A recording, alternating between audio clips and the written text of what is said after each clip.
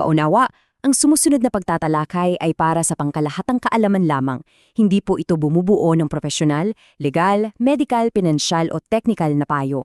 Anumang opinyon na ipinahayag ay personal at dapat na i-verified and independent bago umasa o kumilos. Okay, isang perpektong kono na kinahuhumalingan ng marami pero sa ilalim nito may nag-aalab na puwersa.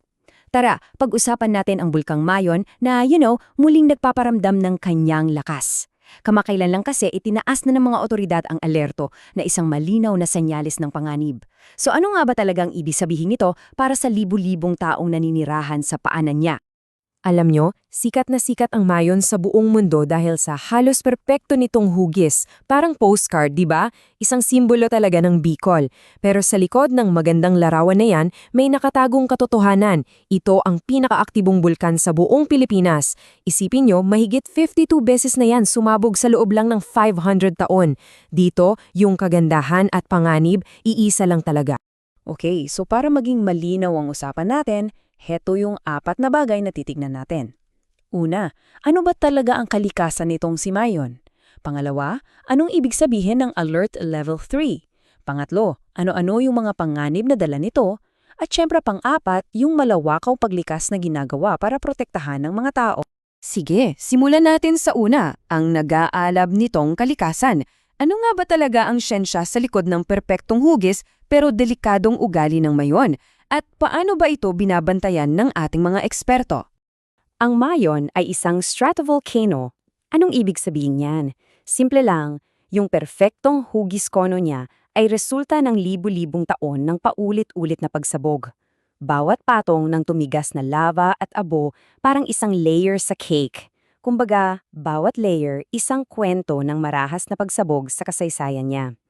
Yung mismong ganda niya, yun din yung record ng bagsik niya. So, para masukat yung panganib, may sistema ang PVOLCS, itong 5 alert levels. Mula level 1, na chill lang, hanggang level 5, kung saan mayroon ng delikadong pagsabog na nangyayari. At ngayon, andito tayo sa alert level 3.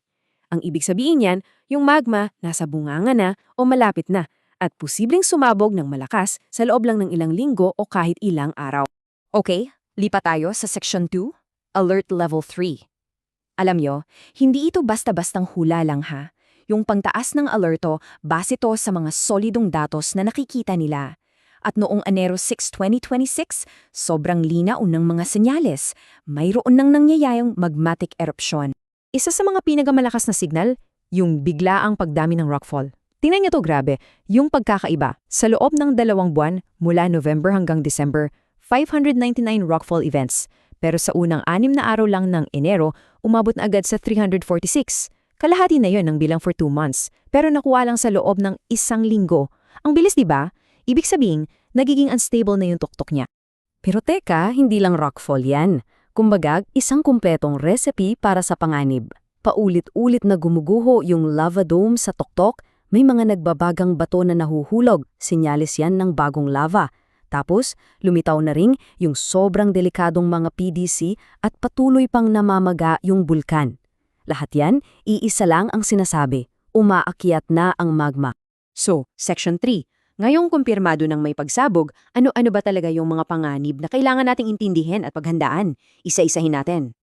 Umpisahan natin sa pinakanakakatakot sa lahat, ang Pyroclastic Density Current o PDC na kilala rin bilang uson. Isipin nyo to ha. Isang dambuhalang ulap ng abo, bato at super init na gas, mas mainit pa sa oven niya sa bahay, na bumubulusok pababa na parang race car. Walang makakatakas dito. At yung mga naobserbahan kamakailan, umabot na ng 2 kilometro pababa. Diretso yung banta sa mga komunidad. At akala nyo, tapos na pag tumigil yung pagsabog? Hindi pa. Dahil sa mga abo na naipon sa mga dalisdis, isang malakas na ulan lang ang kailangan para mag-trigger ng lahar. Para itong rumaragas ang ilog ng basang semento at mga bato, wawasakin yan lahat ng madaanan at mananatiling panganib sa loob ng maraming buwan o kahit taon. At syempre, nandyan pa yung ashfall.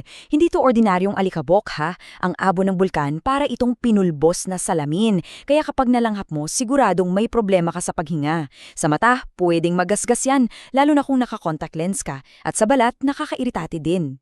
So dahil sa lahat ng panganib na yan, Ang pinakaimportante at agarang solusyon ay ang paglikas.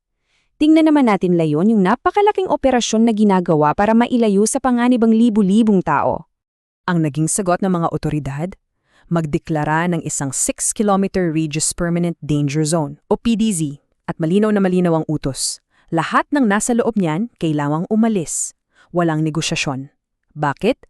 Kasi yung area na yan ang siguradong tatamaan ng mga nakamamatay na PDC, lava at rockfall. Kung mananatili ka dyan, para mo na ring tinaya yung buhay mo. Pero syempre, yung paglikas, may sarili ring mga hamon. Mahirap ang buhay sa evacuation centers.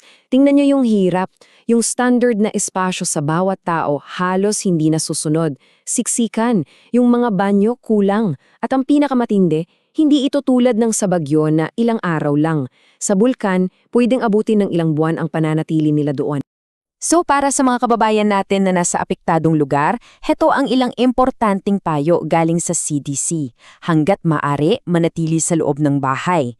Kung kailangan lumabas, siguraduhing may mask. Isara lahat ng pinto at bintana. Tapos, 2 paalala pa. Hugasan mabuti ang lahat ng pagkain at please, huwag munang mag-contact lens. Okay, para i-wrap up natin, heto yung 4 na pinakaimportanteng dapat nating tandaan. Una, yung ganda ng mayon ay laging may kaakibat na panganib. Pangalawa, yung alert level 3, hindi yan chismis, desisyon yan na base sa siyensya. Pangatlo, yung PDC, lahar at ashfall, mga seryosong bantayan sa buhay at kalusugan. At pang-4, yung paglikas sa loob ng 6-kilometer danger zone, ang pinakamahalagang paraan para manatiling ligtas. At dito, maiiwan tayo sa isang malaking tanong. Sa isang bansang tulad ng Pilipinas na nasa Pacific Ring of Fire, ang tanong ay hindi naman kung sasabog ang bulkan, kundi kailan. Kaya ang tunay na tanong ay, paano natin binabalanse yung ating buhay, yung ating kultura sa paanan ng mga naglalakihang higanteng ito? Sa huli, ang kwento ng Mayon ay hindi lang tungkol sa geology. Tungkol ito sa katatagan ng mga Pilipino. Ito ay isang walang katapusan na sayaw sa pagitan ng lakas ng kalikasan at ng hindi matatawarang tibay ng sangkatauhan.